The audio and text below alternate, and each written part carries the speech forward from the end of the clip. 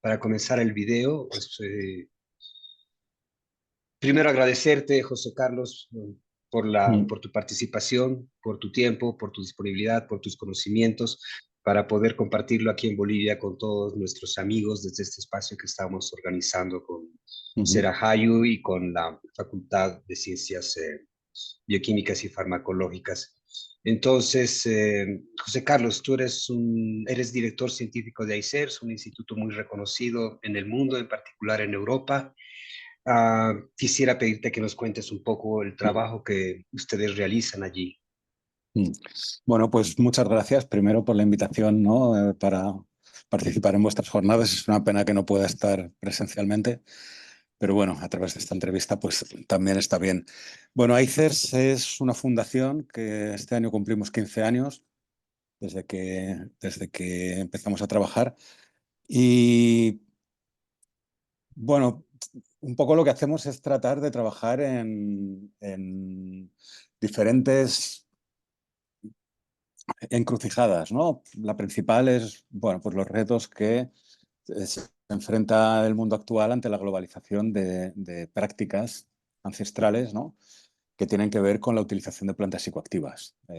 Fundamentalmente, pues, con ayahuasca, que es probablemente lo que más se ha globalizado y se ha internacionalizado, pero bueno, también con cannabis medicinal, que que incluso antes de que pues, se internacionalizara la ayahuasca, pues ya ha sido una de las principales medicinas de los humanos a lo largo de la historia, y también con ibogaína, ibogaína, ¿no? La ibogaína es quizá menos conocida, pero el interés que tiene es que, bueno, sus propiedades antiadictivas están demostradas y acabamos de terminar un ensayo clínico con ibogaína en el tratamiento de dependencia de opioides.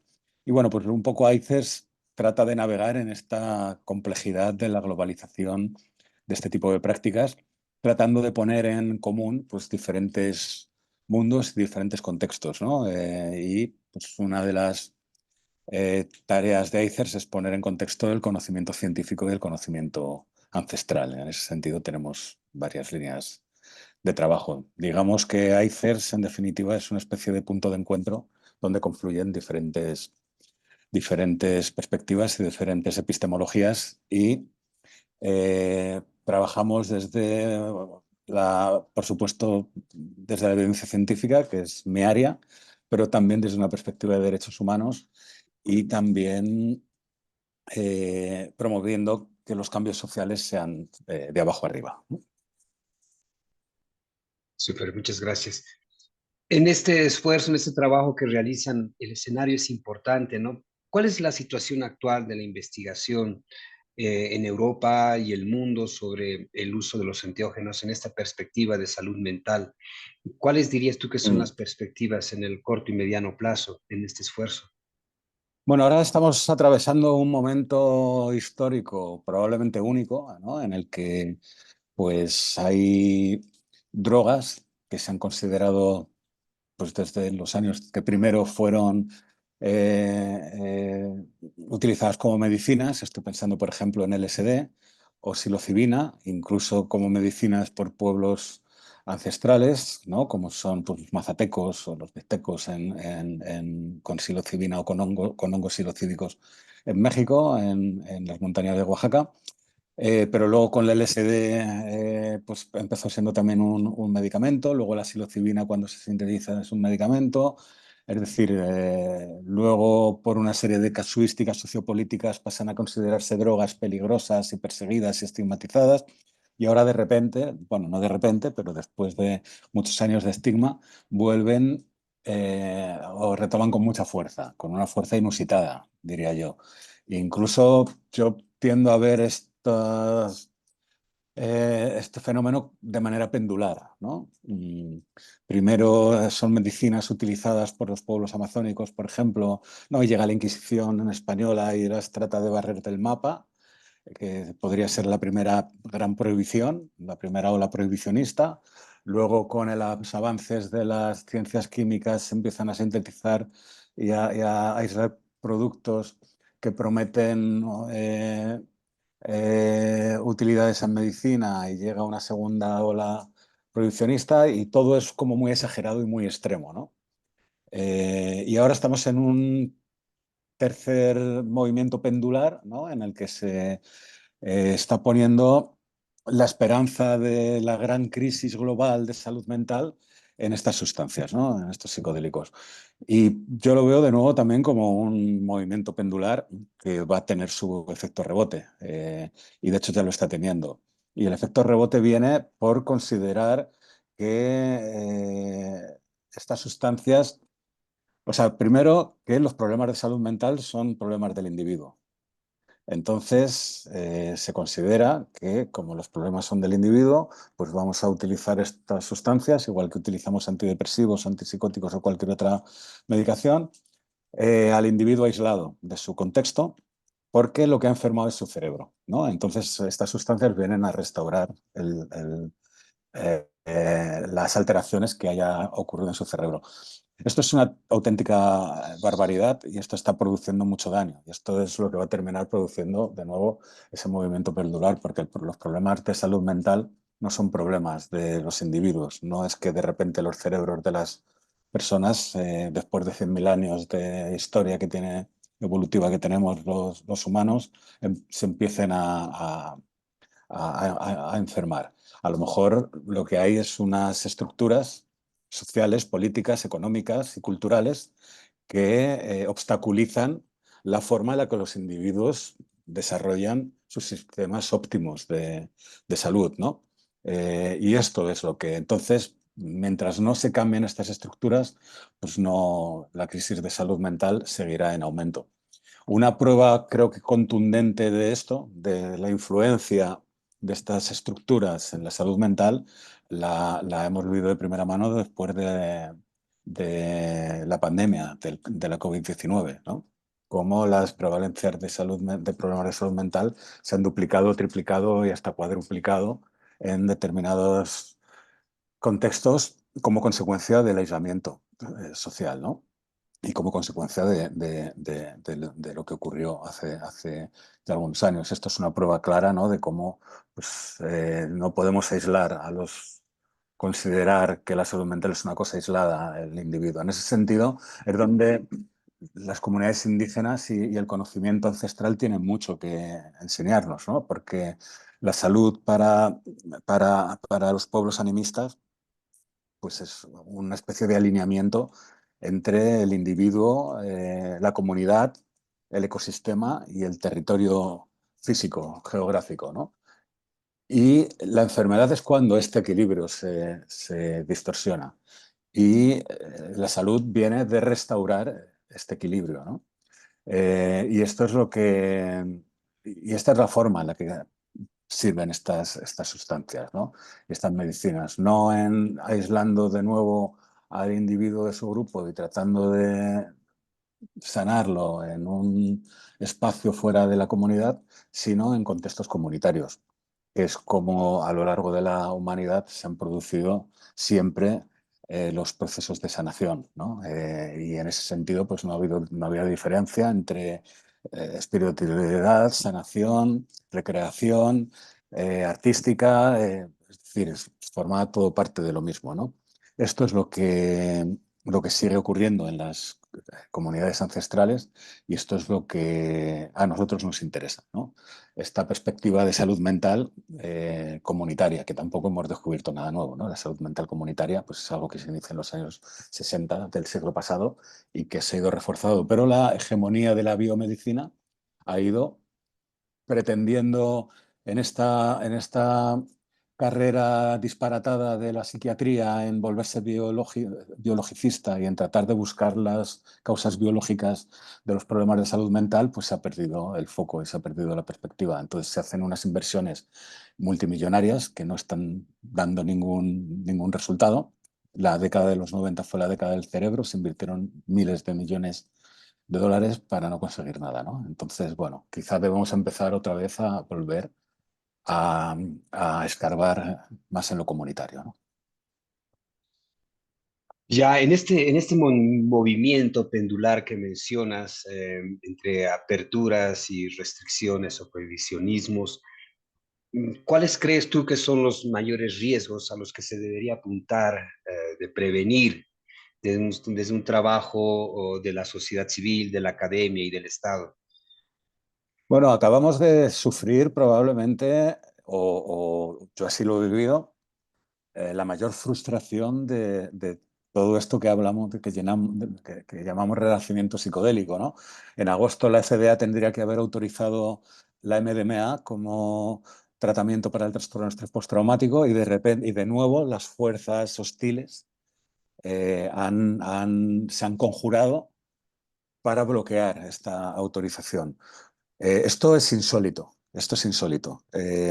MAPS ha seguido, para quien no lo sepa, MAPS es una organización norteamericana que ha sido la que ha estado haciendo ensayos clínicos con MDMA para tratar de transformarla en una medicina para el tratamiento del estrés postraumático. Yo me siento muy involucrado con esta historia porque fui la primera persona en el mundo en hacer el primer ensayo clínico de todos los ensayos clínicos que luego ha hecho MAPS, ¿no? Entonces, para mí es un campo de trabajo al que no me dedico activamente, porque mi actividad en ICES tiene que ver con las plantas y no con los fármacos de síntesis, pero me siento muy involucrado en esta historia, ¿no? MAPS ha seguido todos los requisitos de la FDA, todos, de manera escrupulosa. Sin embargo, a la hora de autorizarlo, la FDA, sorpresivamente, no sabemos cuáles son las razones finales porque no se han hecho públicas, pero parece que no son razones que tengan mucho que ver con la ciencia, porque los estudios de Marx se han publicado en las mejores revistas internacionales científicas como Nature Medicine, que son los ensayos de fase 3, cumpliendo todos los requisitos que exigía la FDA, y de repente la FDA no autoriza un fármaco que se ha desarrollado cumpliendo con todos sus requisitos. Entonces, ¿cómo hay que desarrollar un medicamento si se cumplen con todos los requisitos de la FDA? Esto no pasó con la ketamina, con Spravato y Janssen Janssen, ¿no? Que hace 3 años o 4 se autorizó y ahora el Spravato, que es un medicamento basado en ketamina que cuesta unos $400 la dosis frente a la ketamina eh, eh, no patentada como la de Janssen, que con $2 tienes para 10 o 15 dosis, no hubo ningún problema, ¿no? Con el fármaco de Janssen Janssen, con ketamina. Y sin embargo, ha habido todos estos obstáculos con MAPS y de hecho la cosa pues, está frenada.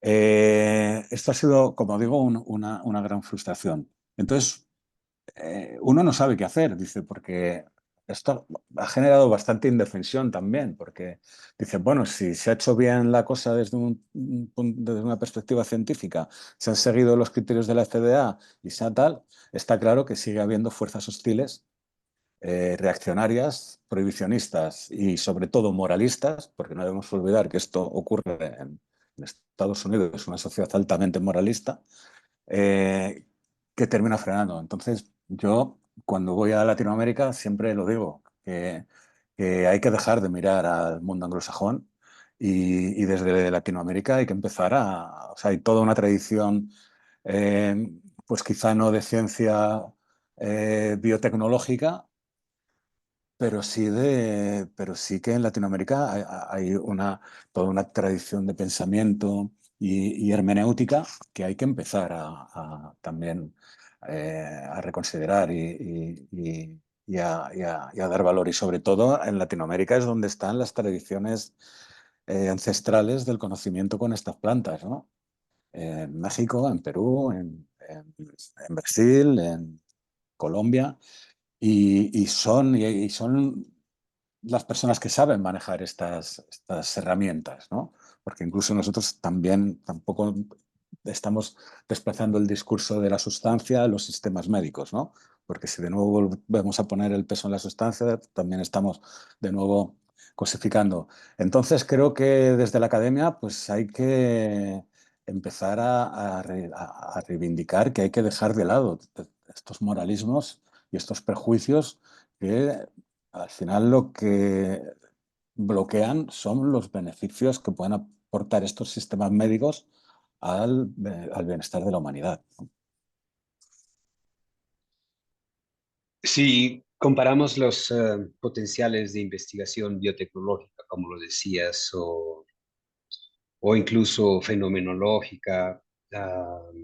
En Europa, en Estados Unidos, en el norte, hay muchas ventajas respecto de cómo se puede trabajar en América Latina, en regiones andinas, amazónicas. Mm.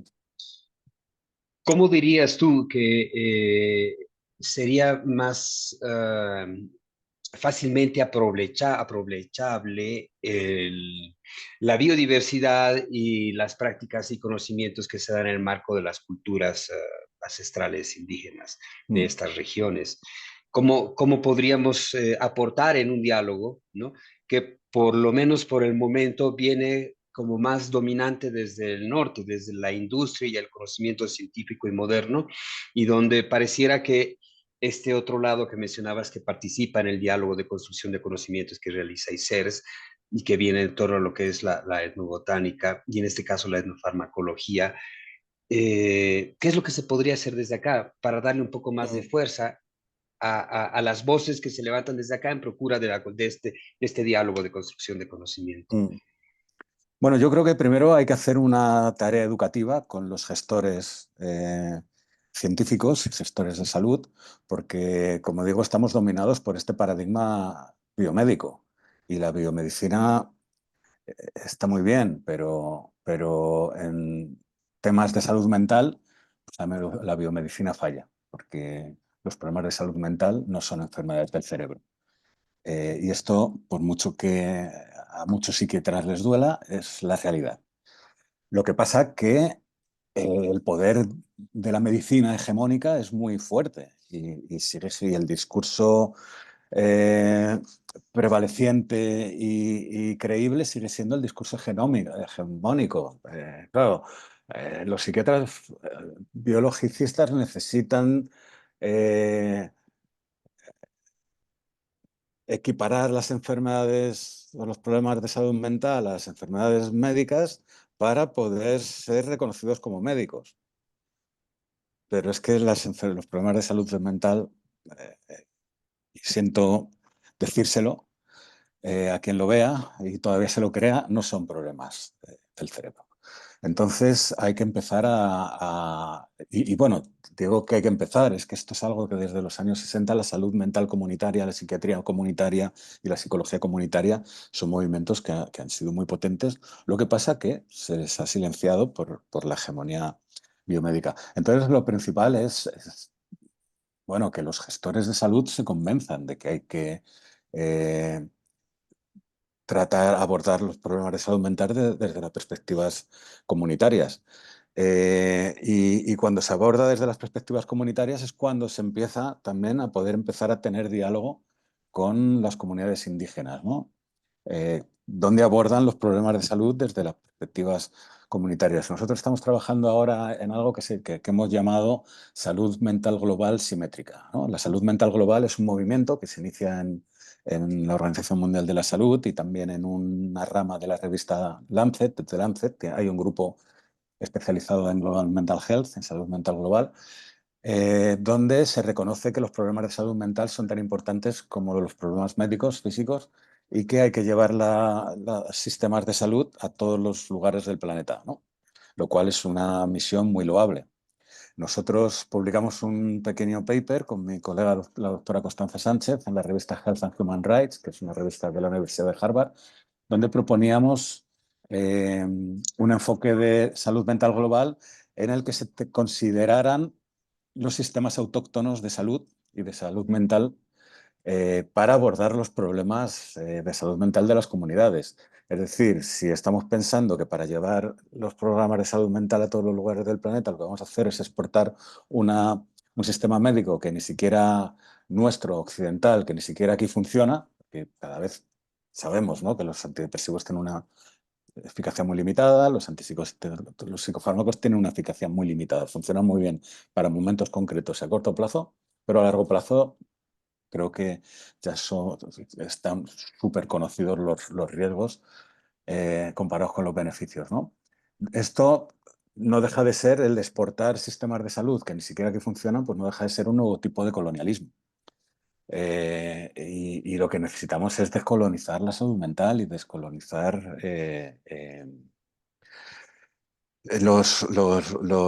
las políticas.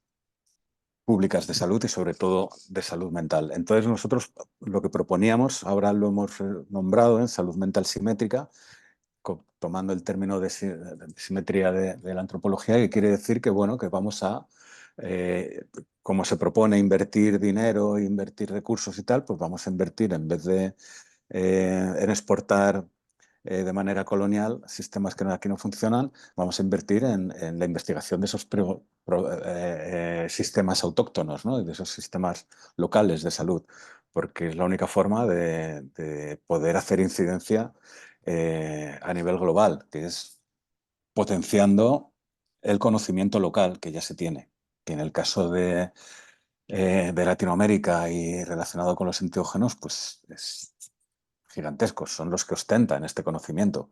Y esto hay que reconocérselo. Y esto, entonces, ahora surgen de nuevo fuerzas hostiles, ¿no? Porque cuando en Colombia, pues el presidente ha propuesto pues, que se incorporen médicos ancestrales a los sistemas de salud, pues claro, o a otras propuestas parecidas, pues enseguida vienen la medicina hegemónica acusando de que no se puede incorporar la superstición y la superchería a los sistemas de salud y todo esto. Es decir, de alguna forma hay un choque, hay una tensión entre la biomedicina y el conocimiento ancestral. Nosotros lo que proponemos es que esta tensión se relaje y se empiecen a establecer eh, contextos de debate y de diálogo donde pues, se puedan empezar a interconectar los sistemas científicos con los sistemas ancestrales. De hecho, pues, el lunes viajo a Perú. Tenemos una colaboración con ASOMAS, que es un grupo de médicos y médicas ancestrales SIPIVO, donde vamos a empezar a documentar cuáles son sus sistemas médicos. Vamos a acompañarles a las comunidades, a documentar la forma que tienen de trabajar y luego vamos a reunirnos con personas del Ministerio de Salud, del Colegio de Médicos y tal, para empezar a establecer estos contextos de debate, de diálogo y de reconocimiento mutuo, ¿no? Estos sistemas de salud, sobre todo si hablamos en el ámbito de la salud mental, es imprescindible contar con los agentes de salud comunitaria, locales y las comunidades, si realmente eh, se quiere atajar cuáles pueden ser los problemas de salud mental. Es la única forma. Exportar sistemas que no funcionan y neocoloniales, pues va a dar mucho dinero a las compañías farmacéuticas, pero poco más. Surgen varias consultas, escuchándote, varias dudas, ideas, pero quiero priorizar una última pregunta.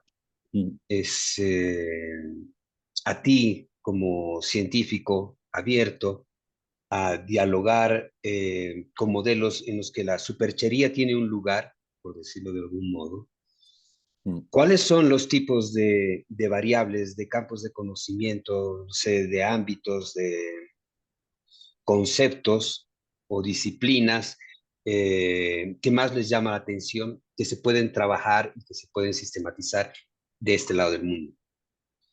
Bueno, yo creo que todas las disciplinas pueden entrar en diálogo, ¿no?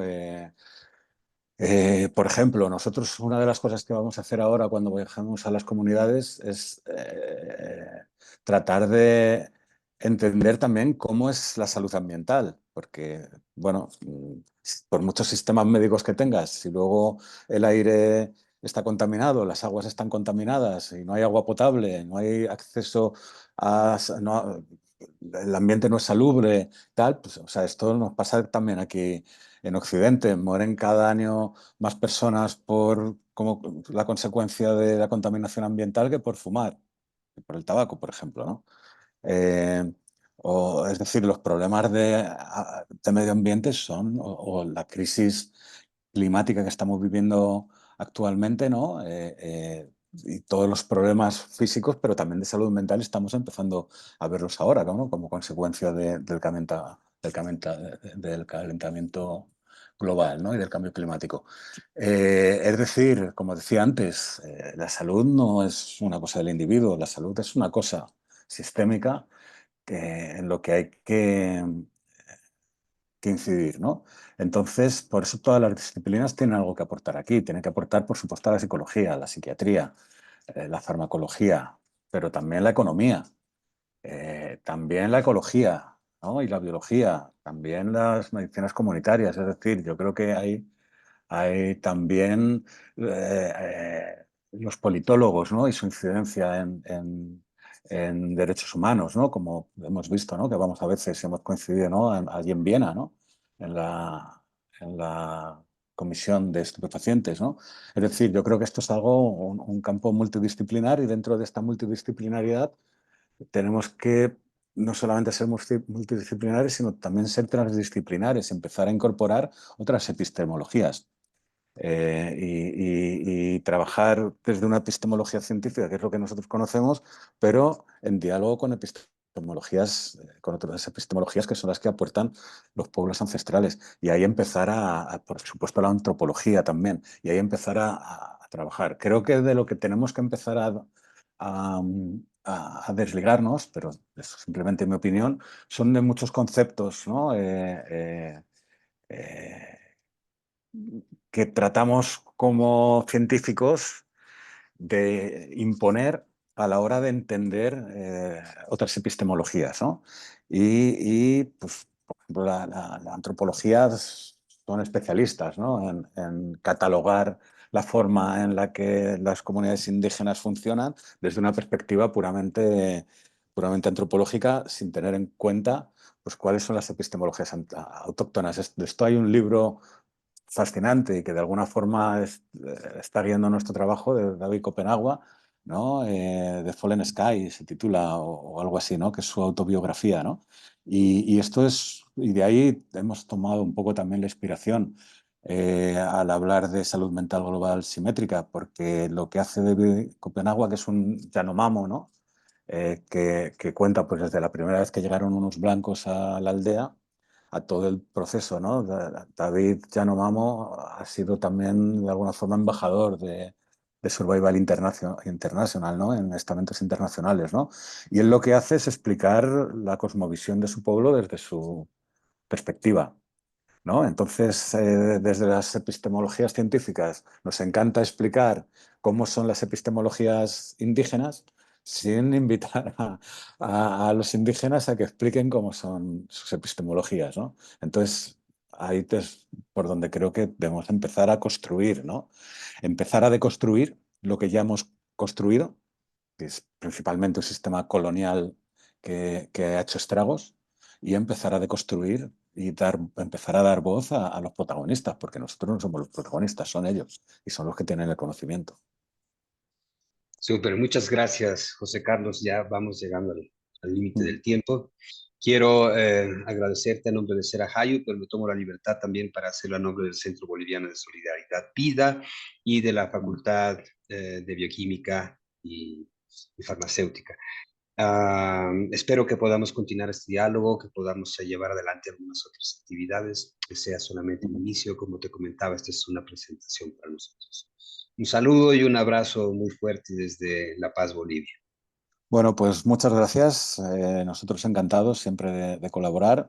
Como digo, a mí cada vez me gusta más colaborar con nuestros hermanos latinoamericanos y empezar a mirar menos al mundo anglosajón y empezar a trabajar en los valores que tenemos, ¿no? En los bienes que tenemos, que son muchos, ¿no? En nuestros territorios. Así que nada, un placer, muchas gracias y mucha suerte.